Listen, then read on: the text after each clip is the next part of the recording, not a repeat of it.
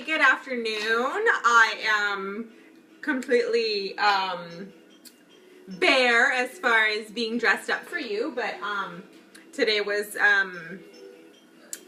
I just opted not to do makeup or hair. It was just one of those days. But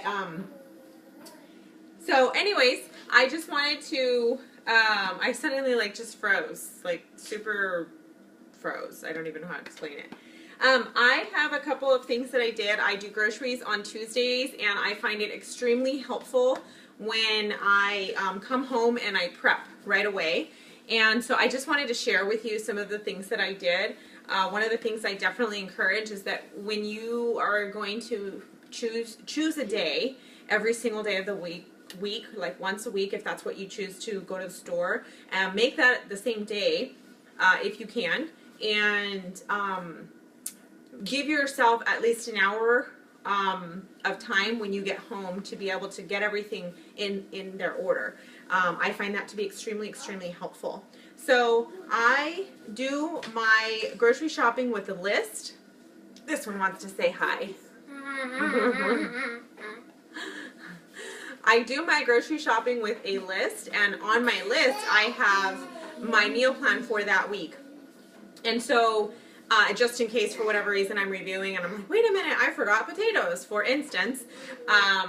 Today we're doing breakfast for dinner, and so we are having some potatoes, and I checked my list, I checked it twice, and I was forgetting potatoes until I looked. I think I double looked this morning. Hi, Desiree. I looked this morning, I said, oh my gosh, we need potatoes, so I had to add that to my list. So I go with my list. The boys love to have the option of making sandwiches, like for lunch, or even my husband likes to have that option. Fraser Farms is where I go, which is our local our local farmers market.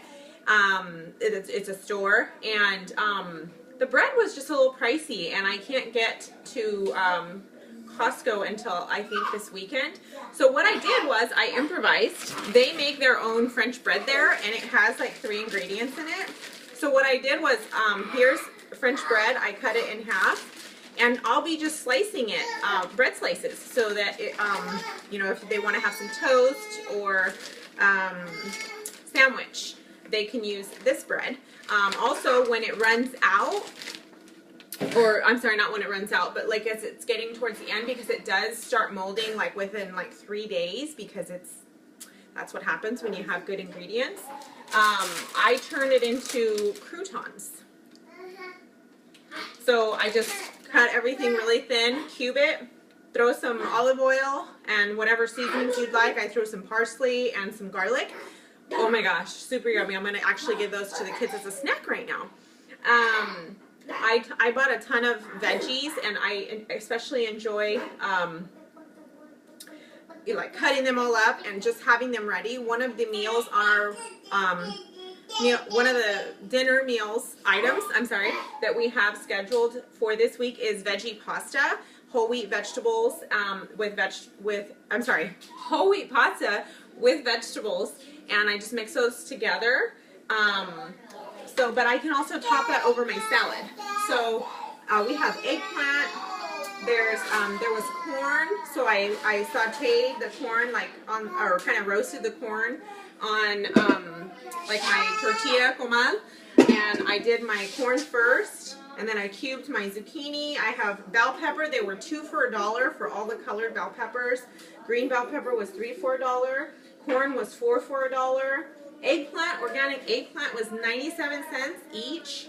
Let's see what else here. Oh, mushrooms. I'm not a mushroom fan. I'm not an eggplant fan. But you better believe I'm going to be eating this up and scarfing it down. I'm going to hide it in my pasta or in my salad.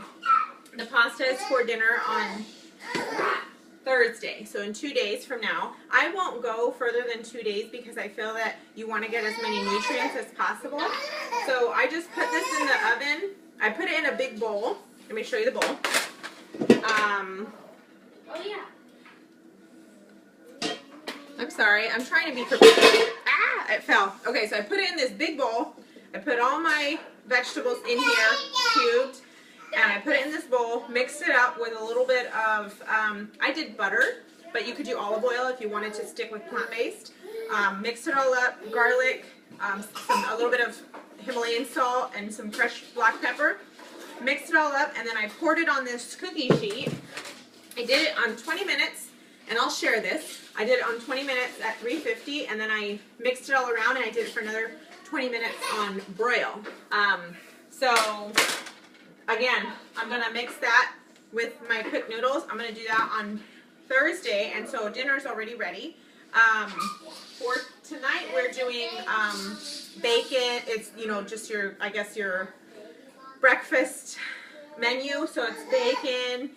There's gonna be some eggs. I'm gonna use some of these veggies that I cooked. I'm gonna have that on the side with my eggs. And there's potatoes. And so I cube. I'm gonna bring you over here. Let's see here.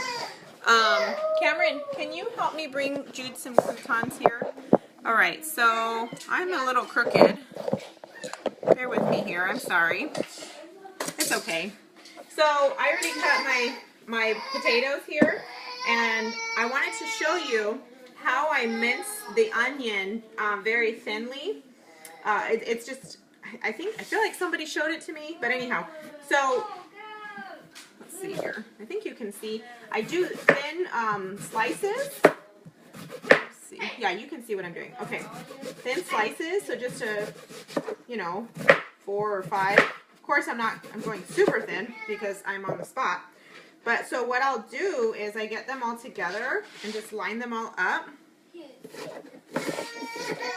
And it makes them super thin without my eyes watering all over the place. So I just found that to be super helpful, and I do it the same way. And then they're minced super small. I don't know if you can see that. So here we are, minced onion very quickly. Sorry, I'm covering very quickly. And then I throw that, the minced onion, some minced garlic, and potatoes. I throw that together. Fraser Farms was having some super awesome deals.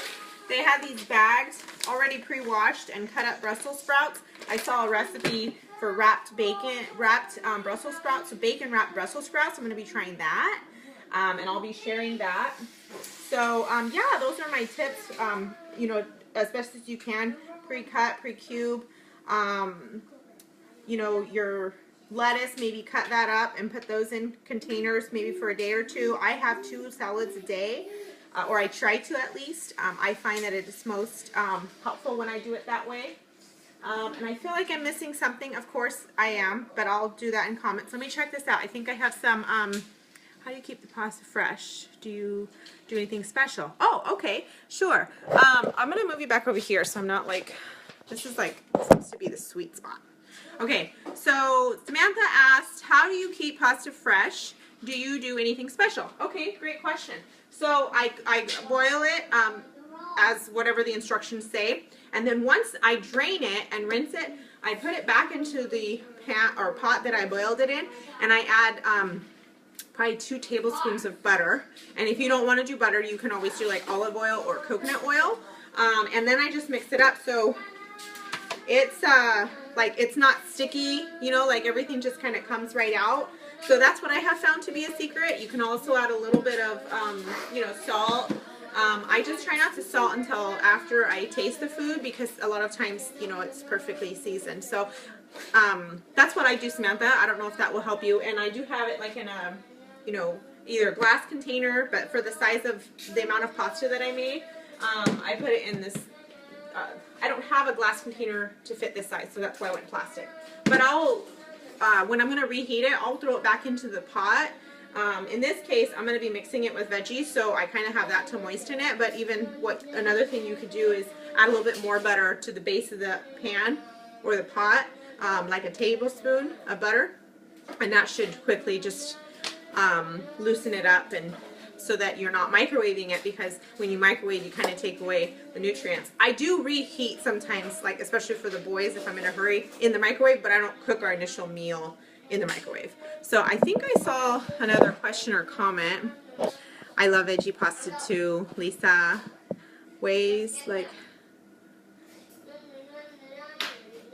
Oh, always like how you have done. Oh, yes.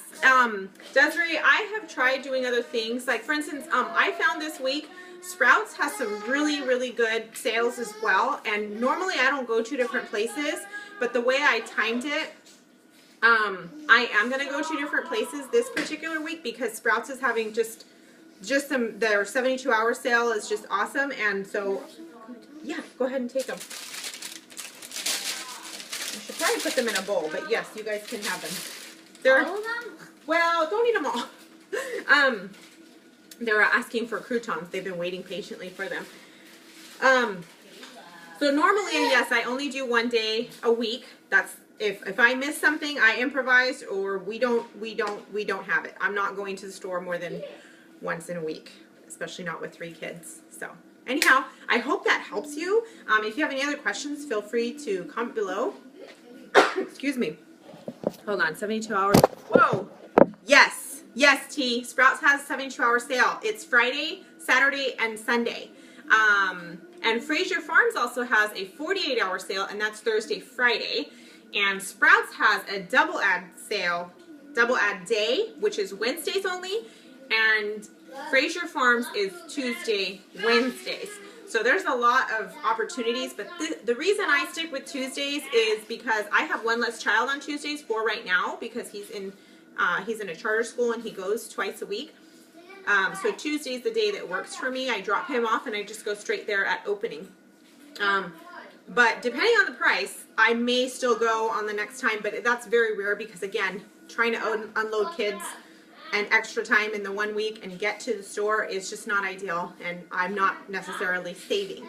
This particular Friday, I have an appointment. My husband's going to be with the kids, so I'm going to stop at Sprouts by myself. So I hope that answers all of your questions, and have a great day. And again, please ask any other comments and ask any other questions in comments below, and I will answer them, and I will share as many recipes as I can in comments below for what I showed you today. Okay, thanks.